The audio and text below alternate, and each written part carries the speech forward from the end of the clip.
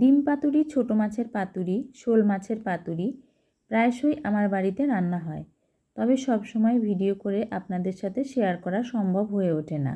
আজ একটি সাবেকি রান্না আপনাদের সাথে শেয়ার করব, কলার পাতায় চিংড়ি মাছের পাতুরি। দেখে নিন আমার আজকের ভিডিও।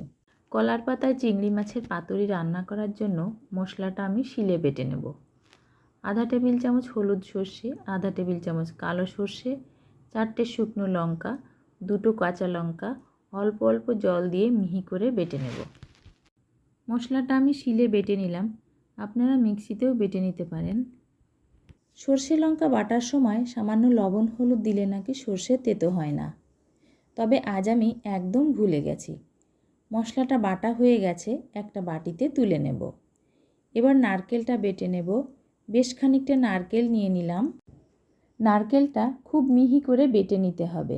নারকেলের মধ্যে জল দিয়ে বাটলে খুব তাড়াতাড়ি বাটা হবে, তাই আমি অল্প অল্প জল দিয়ে নারকেলটাও বেটে নেব। খুব মিহি করে দেখুন নারকেলটা বেটে নিয়েছি।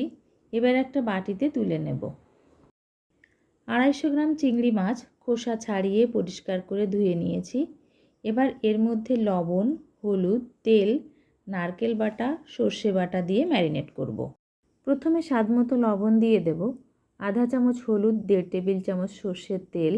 এবার দেব সর্ষে বাটা, সবশেষে দিয়ে দিলাম নারকেল বাটা। সমস্ত উপকরণ দিয়ে এবার 1 থেকে 2 মিনিট খুব ভালো করে ম্যারিনেট করব। ম্যারিনেট করা হয়ে গেলে ঢাকনা দিয়ে ঢেকে রাখবো 5-7 মিনিটের জন্য। গ্যাসটাকে এবার হাই ফ্লেমে রেখে কলার পাতাটা সেঁকে নেব। কলার পাতায় পাতুরি রেসিপির কয়েকটা ভিডিও আমার চ্যানেলে দেওয়া আছে, আমি ডেসক্রিপশন বক্সে লিংক দিয়ে দেব, আপনারা চাইলে দেখে নিতে পারেন। এবার সেঁকে নেওয়া কলার পাতায় সর্ষের তেল মাখিয়ে নেব। অনেকে আবার কলার পাতায় তেল না মাখিয়েও রান্না করে, সেভাবে আমিও রান্না করে দেখেছি, তবে স্বাদটা একই রকম হয়। তেল মাখিয়ে নেওয়া একটা কলার পাতায় ম্যারিনেট করা মাছটা এবার দিয়ে দিলাম। ম্যারিনেট করা মাছটা এবার চামচ দিয়ে গোল করে কিছুটা ছড়িয়ে দিয়েছি। কলার পাতা সমেত মাছটা একটা থালার উপর নিয়ে নিলাম। কলার পাতায় চিংড়ি মাছের পাতুরিটা আমি একটা মাটির তাওয়ায় রান্না করব। তাওয়াটা উনুনে বসিয়ে দিলাম। তাওয়াটা গরম হয়ে গেলে এক্সট্রা 2টো কলার পাতা তাওয়াতে দিয়ে দেব। ম্যারিনেট করে নেওয়া চিংড়ি মাছটা পাতার উপর তাওয়াতে দিয়ে দেব। তাওয়ার সাইডে যে বাড়তি কলার পাতা রয়েছে সেটা কেচি দিয়ে কেটে দেব।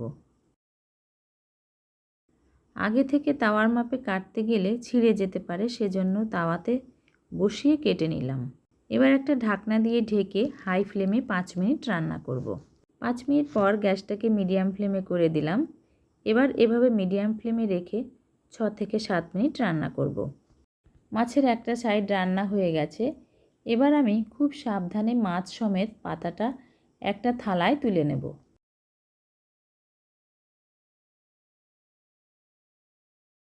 আবারও তাওয়ার উপর 2 টুকরো কলার পাতা দিয়ে দিলাম। এবার মাছের উপর সেঁকে রাখা আর একটা কলার পাতা দিয়ে উল্টে দিয়ে তাওয়ার উপর বসিয়ে দেব। ঢাকনাটা সরিয়ে দিয়ে এবার প্রায় 10 মিনিট রান্না করব। কিছুক্ষণ পর ওপর থেকে কলার পাতাটা সরিয়ে দিলাম, যাতে ঝোলটা খুব তাড়াতাড়ি শুকিয়ে যায়। 10 মিনিট পর দেখুন ঝোলটা একদম শুকিয়ে গেছে, রান্নাটাও পুরোপুরি হয়ে গেছে। এবার নামিয়ে নেব।